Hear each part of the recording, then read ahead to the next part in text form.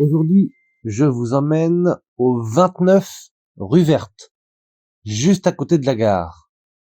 D'ailleurs, si vous venez à Rouen en train, profitez-en pour commencer votre exploration de la ville par cette maison, juste à droite quand vous sortez à pied de la gare.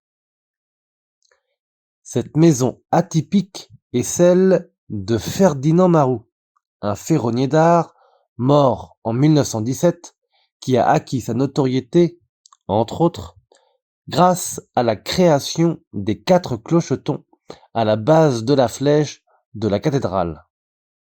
Bon, depuis le passage de la tempête de 1999, il n'en reste plus que 3. Revenons à la maison de Ferdinand que l'on peut qualifier de petit joyau, qui mêle bois sculpté et ferronnerie d'art. Achevée en 1890, elle se voulait, à l'époque, être la représentation grandeur nature de l'esprit du célèbre ferronnier d'art. En la regardant attentivement, la première chose qui nous saute aux yeux, c'est l'abondance des éléments décoratifs.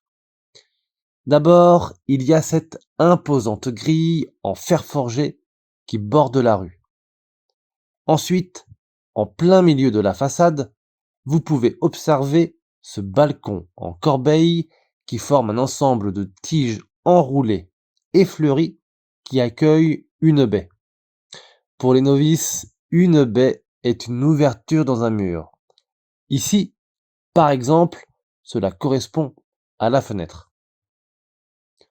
Au-dessus de la porte, vous remarquerez que trône une allégorie des travailleurs du fer avec ces 2 personnages. Un clin d'œil volontaire au savoir de Ferdinand Marou. Prenez le temps d'admirer cette jolie façade par vous-même. Vous découvrirez 2 bustes d'Hermès supportés par des cariatides, des statues en plomb et des boiseries sculptées. Si vous souhaitez prolonger la découverte du talent de Ferdinand tout en dégustant une boisson chaude, je vous donne rendez-vous rue Saint-Romain, au numéro 70. Il s'agit de l'ancien atelier du célèbre ferronnier, transformé en salon de thé, intitulé Dame Cake.